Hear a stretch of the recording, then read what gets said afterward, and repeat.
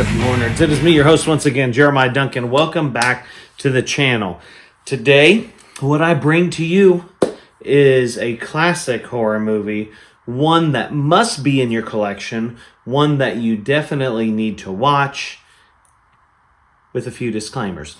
I'm talking about the 1978 classic, I Spit on Your Grave.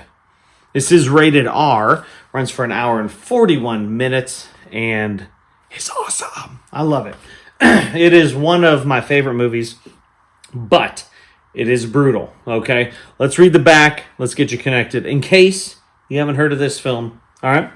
I Spit on Your Grave has been condemned by many as vile, depraved, and degenerate filmmaking. Others hailed it as misunderstood, superb cinema, and the ultimate feminist movie.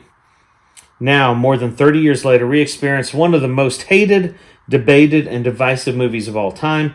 Camille Keaton stars as Jennifer Hills, an attractive city woman who rents a backwoods cabin to begin writing her first novel. She is soon attacked by a group of local lowlifes and dragged screaming into a nightmare of violence. Left for dead, she devises a horrific plan for revenge. You may be shocked, outraged, or even appalled, yet you will never forget the raw impact of the original I Spit on Your Grave, the movie that changed the face of cinema. So, this movie is classic, and I do think it's kind of puts it into perspective of the original title was Day of the Woman, but of course, I Spit on Your Grave sounds a lot more shocking, and it does fit a little bit more with the theme because there is a revenge theme. I love revenge films, especially when people get slighted and they are able to retract their revenge and come back out on top victorious. So this is one of probably the top revenge movie. No, a close second would probably be Last House on the Left for me, but this is probably number one. Now, like I said, with the little caveat of, so this is a very, very brutal movie. You have to be careful on who you watch this with. So if you do watch this around anybody, just know there is heavy nudity. There is a simulated rape scene.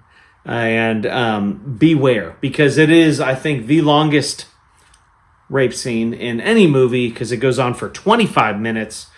And does it seem a bit excessive? Yes, it does. And however, to me, it feels like how it would be if some of these sleazy, low-life, disgusting people were in real life, how it would have happened. And I think it's made it to where it's true to,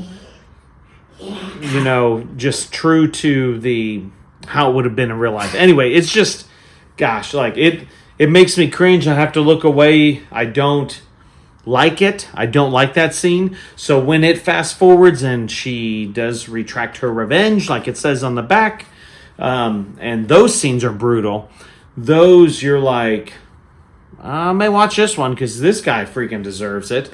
And I mean, it is a lot. So if you are triggered, please don't watch it. Please don't let anybody watch it that may be triggered by this stuff. So just a forewarning, it is a rough film. But it is also one of the top 70s horror films of all time, in my humble opinion.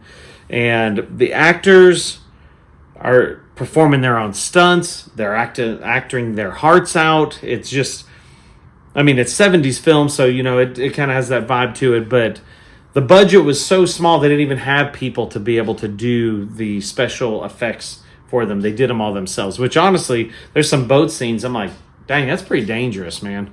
Now, a little fun fact, Friday the 13th Part 2, it's actually filmed at the same location this is filmed at. So if you want to watch it and see that, that's kind of a rad little tidbit. Time Magazine actually called this one of the top 10 ridiculously violent movies of all times. And I agree. I actually agree. It is a mind screw, though, to think that when you're watching this, the woman, all the stuff that poor woman went through, for her to survive, the strength of women, they're badasses, for her to survive and come back and you are literally rooting for her to kill these people, if you step back for a moment and think about that, that's kind of jacked up. And I love movies that I watch and then I'm like, yeah, kill him. And then you're like, why am I rooting for this dude to die? Like, that's kind of cracked up. Anyway, I absolutely love this film. I'm going to give it an 8 out of 10. I Spit on Your Grave, 1978, rated R. Great film. I love it. If you've seen it, comment below. I'd love to hear your thoughts. Like, subscribe, hit the death bell for notifications. And please tell me some more revenge films in the comments. I'd love to hear it. Appreciate y'all. Stick around. I got more coming to you.